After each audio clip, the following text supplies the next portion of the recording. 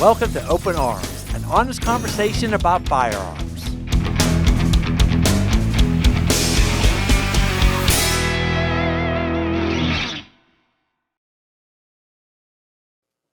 Hey everyone, I'm your host, Brian Lockerman, and we all know that California is in some big trouble, and we need some good people in office, and we have some good people running.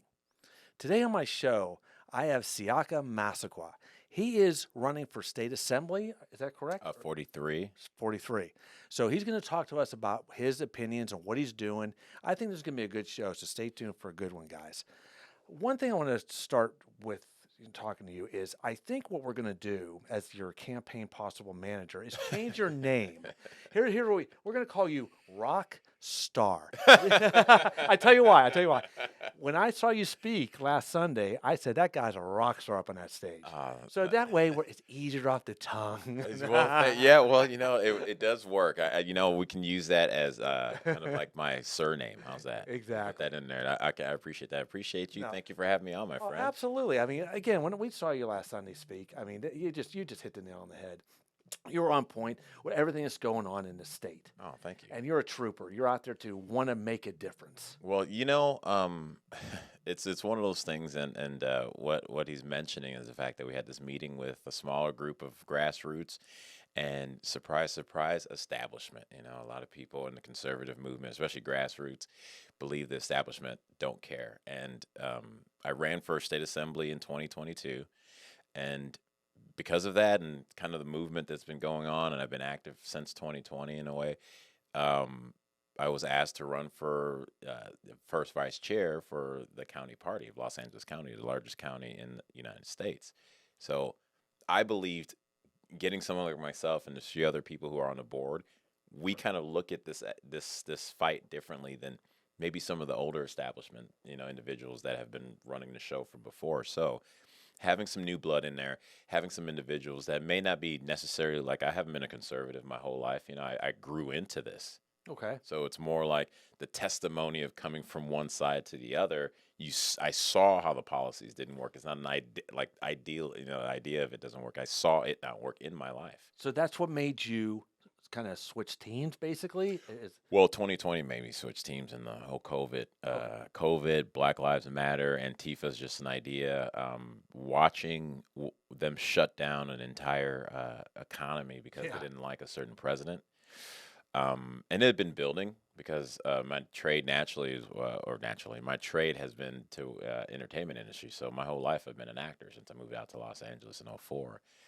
And I watched those in the industry get more and more radicalized, with race, with gender ideology, and so on and so forth. And I moved out here from Chicago in 2004 and wanted to be an actor and an artist because I was taught you can express anything you want. Mm-hmm. And I started watching from the scam that is BLM. I started watching, you couldn't question that. The scam that was just the outbreak and how they shut everything down for, the COVID-19 situation. You couldn't say anything about that. And that was slowly, those two major ones, and then Antifa, those three major ones, it had been a slow effect because I saw in the industry how you could speak certain ways about certain groups of people. That if you said, I had a friend at one time, or a former friend, I would say, black woman, she said, oh, like with the face that, as if smelling a skunk, saying I don't hang out with white people. I just can't do that. And I thought to myself, what would we say if it was a white guy saying that about black people? Yeah. But yet this is fine. And then, these things, these revelations start to come more and more. The more you start to, in a sense, starve to be, heard in a truthful manner, because we saw the censorship just get ramped up. Exactly. So I'm like, well, this isn't true. And then you find out, well, there's only 20 views, but you have a certain amount of followers. And you're like, wait, that doesn't add up. Why are they shutting me down? So it pushes you to want to fight harder. So the lies got me activated to step out of my front door. But the Trump rallies in Beverly Hills in 2020, that got me emboldened, and it got, like, in a sense, give me more of a backbone because I saw others in LA that were like-minded, that came from all walks, brother. Uh-huh. When you want to talk about America, that's the Beverly Hills rally. You saw East LA, Compton, North Hollywood, Beverly Hills, of course, West Hollywood. It was great to see that. Oh, I remember those. yep. You know what's so sad? The industry that you're in, the entertainment industry, everybody's got to be tight-lipped Yeah. or they're going to lose their job. Yeah. I bumped into a buddy of mine who's a big-time editor. Bumped into the store last night. He's a gun guy, trained, everything like that. And I was talking about him coming on the show. Oh, Brian, I can't do that Yeah. because I go on the show, I got to be real, See, and that's the other side, right? It works. It works. They've done a great job of self-censorship. Mm-hmm. That's the key to when you know you're really entering into a totalitarian or communist regime. Are you just stopping yourself from even trying? Because I don't want to maybe kind of, and then everyone did that with, supporting Trump for those years because the media was ramped up. And now in this situation, I always ask myself, and I have that story too. I have a producer friend of mine that was head showrunner of a major show growing up that really, I would say it's one of those cultural shows. I don't want to say exactly the show, but let me see what I'm doing it now. But I don't, because I don't want to speak for anyone Yeah, else. of But course. I thought to myself, because he said, yeah, I'm a conservative, but I can't say anything or I won't work again. And I heard that a few times from producers. When you talk about the food chain of the entertainment industry, producers, that's the money man. Oh, yeah. And so you had the people at the top of the level, you busted your butt, especially as a man. You bust your butt so you can have a sense of autonomy.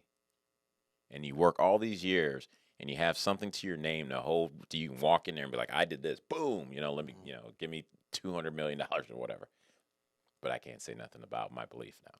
I tell you what, It's really wild. as an audience out there, if you're in the entertainment industry and you're experiencing this kind of thing too, seriously, email us. I like to hear your opinions and your thoughts about this, and maybe even come on the show and talk about it. Well, you know what we ended up doing? So I worked on the set of Lethal Weapon like about 2017.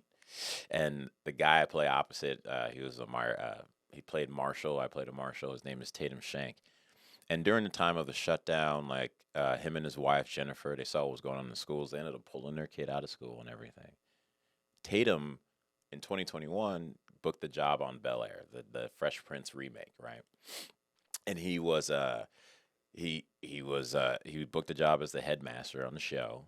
And they ended up calling him up, like usually how it works. You get the job, then you get called the next day from producers to be like, plan to come in 2 days later for fitting and so on. And he gets the job, he gets the call, and they ask him all the different sizes and this, that, and the other, and his availability. Then the final question was, just send in your COVID-19 vaccination, verification, and we'll move forward. He's like, oh well, I gave him my religious exemption. Then they're like, okay, never called him back. Right, I lost out. Boom, about $6,000 a week job gone. So we got together and with some other artists, and we started a group called Hollywood for Freedom. You can check us out, hollywoodforfreedom.com. It's a nonprofit 501c4, and what our mission is to become that database that freedom-loving, conservative-loving, even Christian-loving production companies can find high-level artists, writers, directors, camera people, grips, people, and so we're building that database so that we don't have to be beholden to the Hollywood machine. That is awesome. Yeah. I never knew that. Well, yeah, but now we know that that's- no one's half the battle. Yeah, there you go. Thank you. That's Yeah. very, very. So yeah, and we've been fortunate enough to be connected with Daily Wire, Dallas Saunier over there in the Bonfire Productions. We just signed in a sense, a partnership with Red Balloon, which is the number one conservative job site on the internet right now. Wow. So we're building slowly, but like that's what it's going to take so that we don't have to worry about being censored by these people. Yeah. We don't have to worry about being canceled by these people. We have to go back to what it means to be an American. And an American is inherently a creative, right? We came here, we create, we build, we innovate, we do more and new different things. Most inventions in the 20th, new inventions in the 20th century that changed the world came from here, right? That's correct. So what we have to do is remember that. And then to me, my contention is, as artists here in LA, we should be leading the way in innovation, right? We should be leading the way in something different. And in my travels and talking to different conservative groups, I found out that there is a stigma towards LA and towards California. So a lot of these groups, a lot of financiers, because it takes money to make this work, because the left has money up the butt. Yeah. And so a lot of these groups, they just don't trust anything from California. And what we want to do with Hollywood for Freedom and a lot of other groups here is to tell everyone out there, in Wyoming or in Tennessee or whoever what have you. It's like if you guys want to put something together and you want the same level of Hollywood talent, but you don't want to deal with a bunch of the issues that come from Hmm. Hollywood, Hmm. check out Hollywood for Freedom. And there's a lot of people here starving to not be beholden to the industry. Exactly. Now, is that a website? Is that an Yeah, Instagram? it's a website. It's a Yeah, website. and we have Instagram, so you can check us out, HollywoodForFreedom.com. Okay. You can also go on Hollywood for Freedom on Instagram and start Perfect. following us over there. So it's we're pretty active. We did a Hollywood cleanup just a week ago. We like to do events. The first event we ever did was at Pineapple Hill. I don't know if many people know Pineapple Hill. Angela Marston, who she went viral because she was the restaurant that came out in the parking lot and was told to shut down and saw that the movie studio was doing their lunch Oh runway. yeah, So I remember it. Angela's been an amazing supporter of just choice here in this city, and she doesn't claim to be either Republican or Democrat, but she does claim and shows it by supporting those that just want choice, right? Exactly. So she's had a bunch of meetings there, a bunch of pro America, pro constitutional meetings at her restaurant, and had our first event there. Our event was over by 11, and somebody came. I was talking to someone, and someone came over with this guy holding a beer, and he's looking around like a just lost puppy dog. And she's like, "Oh, well, he's one of the guys that put it together." I'm like, "Hey, man, what's up?" He's like, "What is this?" Explain everything about what we're trying to do, and we're about coming together, not pushing people aside because of status, right? This man's he goes, "I've been a director, independent director in this industry for about 12 years, and with everything going on, it just really broke my heart how I can't even reach out and connect to people." He goes, "I just came to this bar randomly because this is the only place that'll let me in." Huh. And Unbelievable. and he starts to cry, and he starts to tear up, and he's starting to cry. He goes, "I just wanted to connect with people." Yeah. At the very least, that's what we do at Hollywood for Freedom is just connect. At the very least, and hopefully at the most, we help build something new Oh, that people don't have to worry about. What they believe stopping them from expressing their heart. that's amazing. That's absolutely amazing. That is such good work you guys are doing. Thank you, thank you. Which brings me back to So you. you can join up, everyone Oh, here. Join up, absolutely. guys. We need to build a 100%. database. Check it out. 100%, guys. Join up. Yeah. Seriously, that is worth it. Now, with that said, are you going to run again? I'm leaning definitely towards it. I think you should. I Really. think that we just continue to need more voices. Probably the biggest thing, and thank God for my wife, who's at the time was my fiance. But we pretty much did that campaign just her and I.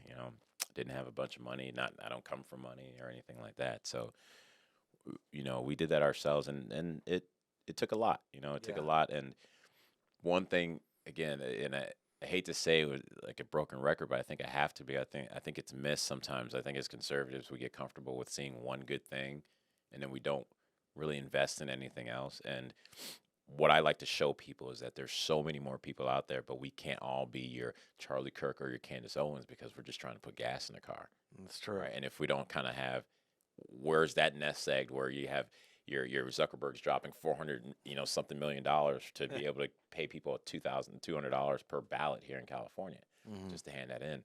And I'm not saying we do that game, but speaking earlier and outside and saying we need to be capturing the hearts and minds of individuals. And how do you capture the heart? You capture the heart by telling stories. And we don't really tell stories. We don't sell ourselves as conservatives that well. So we have to start investing in those things. We have our Daily Wire, we have our PragerU, we have our Steven Crowder. Rumble's starting to grow.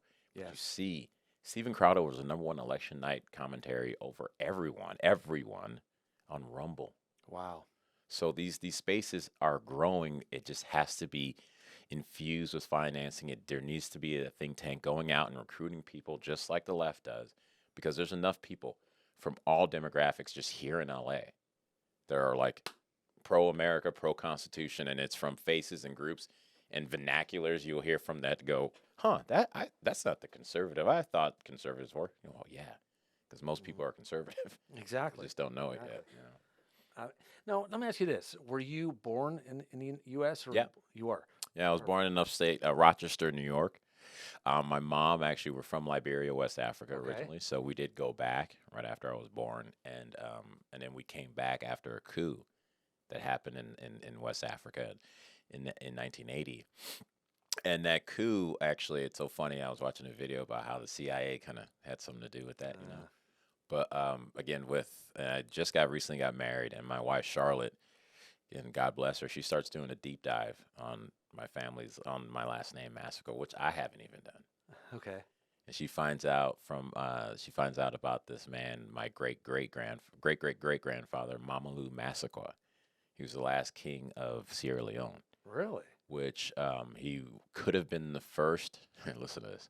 He could have been the first president of Liberia that was from an indigenous person, because Liberia was founded by immigrants from the United States, or free slaves, right? But what happened was he was betrayed by one of his best friends, and then with political maneuvering, they banned him from ever running for office. Ah. Sounds kind of like somebody we know going on right now. Right. So you have that happening, and his vision was to make Liberia like the beacon African Christian nation. Wow. And to see that, and we started going down that pipeline, and other things. My grandfather was the main pastor at the main church in Liberia. I just found that out 2 years ago, or 4 years ago. So these things start to build in there, and you start to think, wow, there's no reason why they don't like us to know our history. Yeah. Because then we know what is just kind of part of us, that there's certain drives, and there's a certain reason why people go in this direction. My mom was telling me my grandfather back in Liberia, he was told by the government at the time to stop speaking about politics from the pulpit. He said, no, I'm going to keep going. He ended up mysteriously dying when she was 12 in a car crash, as they call it. And she would tell me how they would deal with the opposition party, as they called it. Was much like how a republic like ours, usually doesn't. They would jail people. Really? And they would murder and kill these leaders. Oh man. That's how these puppet regimes do it throughout history. Mm-hmm. So I'm hearing, man, my own grandfather stood up and fought against. My great great grandfather stood up and fought against. See that? It's in your blood. That's what I'm saying. It was really wild and trippy to start to learn this, and you start to go, it makes sense why it just makes sense a lot of times. Mm-hmm. And there's stuff out there. I implore everybody, find out where you're from and find out your background, because you'll be surprised why you do certain things you do, and that it just fits into the DNA of your genealogy. So yes, now I'm here. 100%. Yeah. Quick question for you. What's your thought on the Second Amendment? I think it's awesome.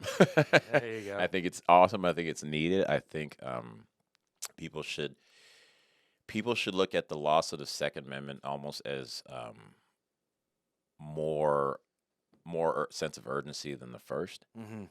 Because if you don't have the second, you can't defend the first. That's correct. Right. So 100%. The sense that is something that, because I grew up liberal, and I grew up being taught like guns were bad.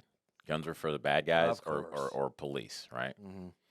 And my freshman year, I went to the University of Iowa for a football scholarship, and it was a bunch of guys that I played on the team with. And it was the first few months of school, and this guy's from he's from a smaller town in Iowa, and of course, also with certain movies that would come out, they kind of depict rural areas as not the safest place for Black people too. Cities are good. We statistically know how crazy that is. Yeah. Right. So my buddy's like, hey, do you want to go skeet shooting? I'm like, yeah, sure, I'll go. Like, yeah, what is that? Right. So we hop in the car. It's like 4 of us all together. And we're driving out. We're getting more and more out of the city, more into the country. And I say this honestly. I was like, oh my goodness, this is gonna be like Mississippi Burning. Is this the movie, right? So, and think of how they asked me out of pure heart, like joy and just love, and I'm already going into space because of TV. And of media, course, right? Yeah. So we get to the farm, then we ride the horses a little bit. It was awesome. They were like, let's go pick up some bullets from the Walmart. I'm like, okay. So I'm from Illinois, and guns aren't like that in the same way. We get there, and I'm walking around. And we walk up to the shelf where they had the shotguns and the shells, and right over to the left was the cereal. And I'm like, do they know what's going on? And there's like old ladies just walking by. Everybody, no one's like reacting. Yeah. But the way I was raised, it's like everything should stop. Of course. And I'm watching this. I'm like, whoa, why was I taught to be so scared? It really was the first time. This is 1998. I'm thinking, why am I taught to be so scared? I'm watching people walk around here like, it's not a big deal. That's it. That's a lack of education. Yes. And that's why I put the show Open Arms together to Yeah. educate people on gun safety, on gun ownership, what a gun owner is. Yes. Because that's the sad thing. The media drills things in your head and taints what your view is on guns. And like you said, you walk into Walmart and you're not See it. familiar with this, and you see the gun section, you see the cereal section, you're like, something's not right here, because I was taught, no. No. And Michelle's just sitting right there on the bottom. You're just like taken aback. And, so it's one of those things that started a slow journey, because I think as we have these conversations with friends and families that may be on the other side, I would say do it as Jesus, where it has to be a piecemeal, right? Like, you can't dump the whole main course out on people, because they're not going to understand the election and Trump this and the WHO that and all. It's keep it simple, as Ronald Reagan says, right? Keep it simple, stupid. Or no, he said it's the economy, stupid. Sorry. But as we say in acting, keep it simple, right? And so if we get down to kind of the level of where we are, we tend to talk about the big, huge, this is gun and then the dollar and all this, and people don't move in that same way. They may be emotionally affected in that way negatively, but they don't move. It doesn't really, a lot of times, doesn't get them out of their seat. And that's why Trump was such an anomaly to the powers that be, because they don't see that on a regular basis. Yeah. But what that should do and how we should move is look at the trash on the corner or the encampment and go, that's not good. How can we make sure that's not good? Because our kids, me, walking at any time of the day, should be able to walk down that sidewalk. Let's figure out why that is such a prevalent disaster in your neighborhood. 100%. Stick there, and then it's easier to bring more people into that. And again, getting your message out there will be key. That's it. That's it. Ground game. Yeah. Well, I think you need to definitely step up to the plate again and start running. I mean, again, I was so impressed with you last Sunday. Thank you. That's why I came to you and said that you got to be on the show. Yeah. And we've been trying to be fair. We got to give shout out to our homegirl Carrie. I know. She's been trying to set it up for a little bit, but I think everything always seems to happen when it's supposed to, and this was like a perfect timing, because you got to see a little bit, and then we got to meet, and now we're here chatting out for you. Yeah, there you go. Well, look, it's been a pleasure having you on the show. I would like you to tell everybody in the audience about the organization of Hollywood, and possibly your Instagram, and about what you might run for. Yeah. We got it. Sometimes I'm like, I don't have enough time in a day, but we got a bunch of awesome stuff going on, guys. Check out HollywoodForFreedom.com. It's a place for free. It's a Hollywood for free thinkers, as we like to call it. You can support, you can donate there, you can join. If you are an artist in any way, you can join our database, and we're connecting with other conservative production companies so that we can help give you guys a leg up. Also, I've been part of a sketch comedy group, which is funny because my whole life is acting, being an actor. Most people know me as like a dramatic actor. This all starts happening, and we start making fun of everything. Now, most people on the conservative side know me as a comedic actor. Really? I'm like, all right, I guess I can do comedy now. So come on, I got to join. I'm a joke man. Ask Nikki. I'm a joke man. So perfect. So we'll do it. We have it's called What the Fact. You can whatthefact.tv on Instagram. We actually just signed with a new Christian conservative streaming service called Loor, LOOR.TV. Okay. And the way it works, it's like it crowdfunds, but from the membership. So imagine if Netflix, all the Netflix you pay for, you get some tokens, and you can put into the projects you want to see. That's what Loor gives us. And Loor isn't just the old school Christian conservative type of content. They have a show called The Lesbian and the Lumberjack, where women aren't really lesbians. They just haven't found a good man yet. Barely Biblical, which is like, it's an animated version of all the wars in the Old Testament, but done from like animated stuffed bears. It's really funny. So it's going to be a bunch of different things that you can watch as conservatives, as Christians, laugh, and not feel like it's all coming from a Lifetime or Hallmark movie, right? So we have that going on. Check that out. And also, if you guys want to follow me, it's Siaka _Massaquoi on Instagram. And you can also help if you want to support. My Venmo is Siaka _Massaquoi. Very nice. Yeah. Well, thank you again for being on the show. Yeah. And everybody, we'll post all that stuff on our Instagram as well, so you can find Siaka. because I tell you, this guy is definitely worth following for sure. He's awesome. The guy's great. Thank you guys. Thank you so much. All right. Again, thank you, Siaka. And that's our show for tonight. And again, please follow us on Instagram, openarms.tv. Go to our YouTube channel, subscribe, ring that bell. And also, always remember this: safety, family, and the Second Amendment. Have a good evening.